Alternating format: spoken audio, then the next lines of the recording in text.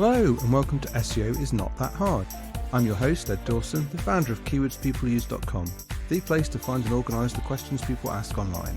I'm an SEO, developer, affiliate marketer and entrepreneur. I've been building and monetising websites for over 20 years and I've bought and sold a few along the way.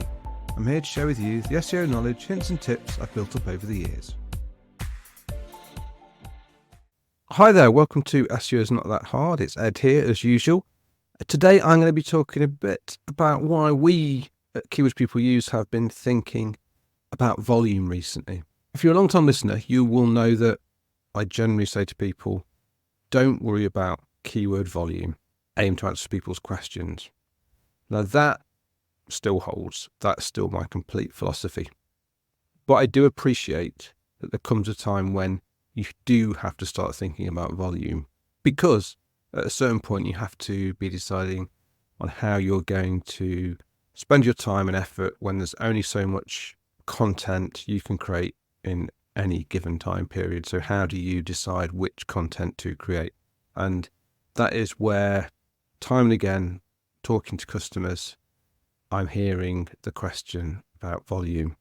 So that's why we've been giving it some thought here at Keywords People Use on how we can sensibly think about volume without sort of breaking the philosophy and end up people chasing volume for volume's sake rather than it being chasing volume because it's the sensible thing to do. So in context, here's a bit of history as to how I've always looked at creating content and building sites. And that's a framework that I've built up over the years, bit by bit. And it kind of splits into 5 parts. And I call it the quest framework because it just helps me remember what the parts are. So the first letter Q is questions. That's finding questions, sourcing questions, the questions that people are asking about your topic, about your products, about whatever it is that you're interested in building content about. Find those questions. The second part is U, understanding intent. And that is where in our process, where you cluster those questions together that are related to each other so you can then build content around them. So the third part, engaging content creation, that's when we build the content that's going to answer those questions. The questions that we've clustered together in the understanding part. Then obviously we structure our website, that's the S, and it builds topical authority, that's the T. So that's really how I've always built sites. And this was a manual process back in the day when I started. So it's thinking and finding all the questions I can, then grouping them together into related concepts, then creating the content, then structuring the website, building topical authority. Now, obviously, as I said, that was all manual back in the day.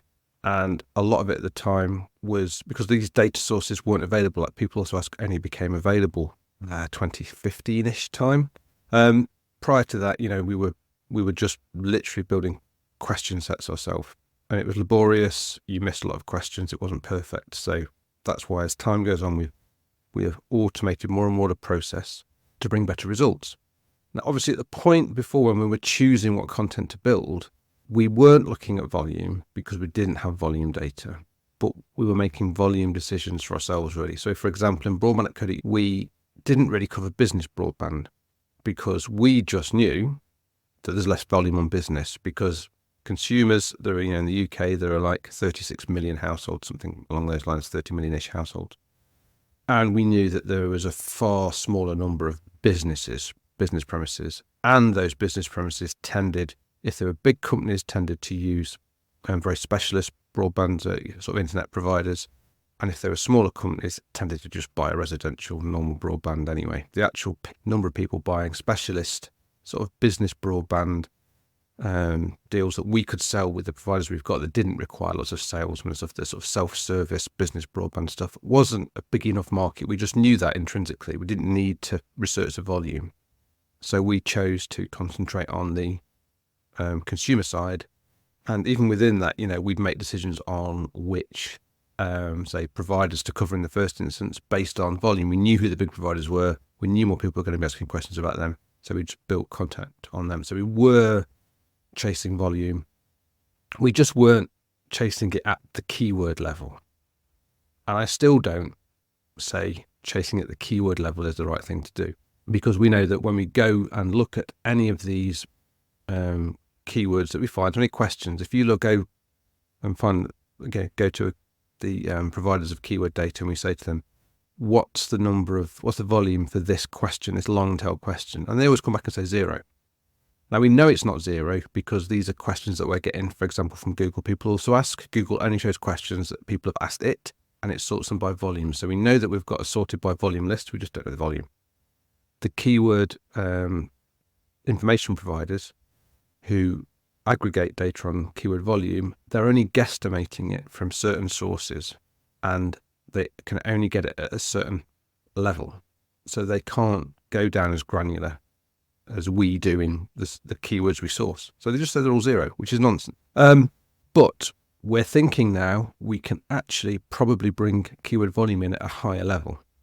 And that's where, once obviously you've found your questions and then you've clustered your questions using our clustering tool, we then take, say, you may put in 300 questions or even more that you've discovered, and you bring it down, you cluster it.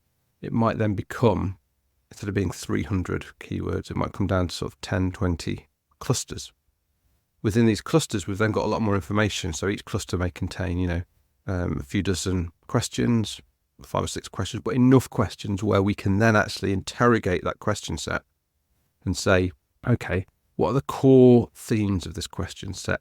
How can we narrow this down to a sort of a shorter, the head terms that could summarize what all these questions are about?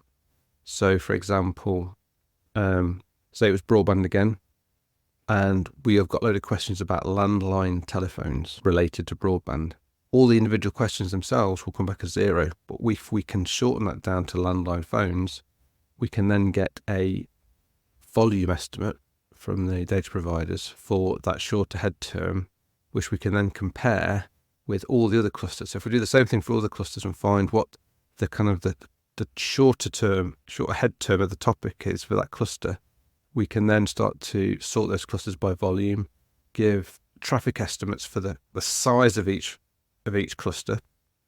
So while that's not going to give you individual keyword volume, if you know that if you cover that cluster properly, answer all the questions within it, which automatically, as part of this process, finds you lots of other keywords that you'll start ranking for because you naturally answer the question. Google will start to rank you for lots of other keywords that you aren't specifically writing for, but you'll pick up the synonyms for them. You'll start including keywords just incidentally, and you'll start ranking for more of them. It'll help you with these volume estimates on clusters make sensible decisions about where to focus your time. And obviously, it makes sense to focus on the clusters that have got more search volume, on the topics that have got more search volume, rather than those which have less. So then this is something we're working on and looking at how we can work it out. So can't make any promises yet on when it's coming, but this is the kind of thing where if it isn't an obvious one, like it was in the broadband example between business and consumers that I gave, it will help you, hopefully at a more granular level, find where to focus your efforts. So that's why my focus on, don't look at volume when it comes to keywords still holds. And that's a hill I'll die on. But when it comes to topic level, obviously, there is always a good reason to look at volume for those, even especially when it's starting off on a site. If you are trying to build a site just to create a huge volume of traffic, you're obviously going to want to go for broad overview topics that have much more volume than those that don't. Just depends on your niche. Some niches, volume doesn't matter. All you're after is customers who are going to buy a product off you, and then volume doesn't matter. It's all about complete topicality and getting the right people in front of you. Whereas other sites are looking for volume because it maybe just be a display advertising business and it's all about volume, and then that matters a lot more. So anyway, I just thought I'd share that today. I'm sure we'll be talking more about this in the future, and as soon as you've got anything to share, you will be the first people to know. Don't worry about it.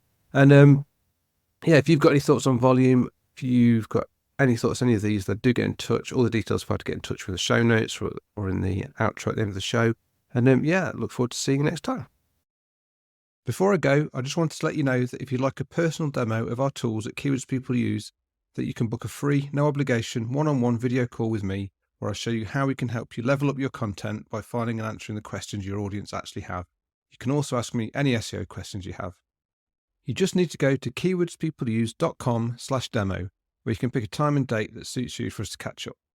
Once again, that's keywordspeopleuse.com/demo, and you can also find that link in the show notes of today's episode. Hope to chat with you soon. Thanks for being a listener. I really appreciate it. Please subscribe and share. It really helps.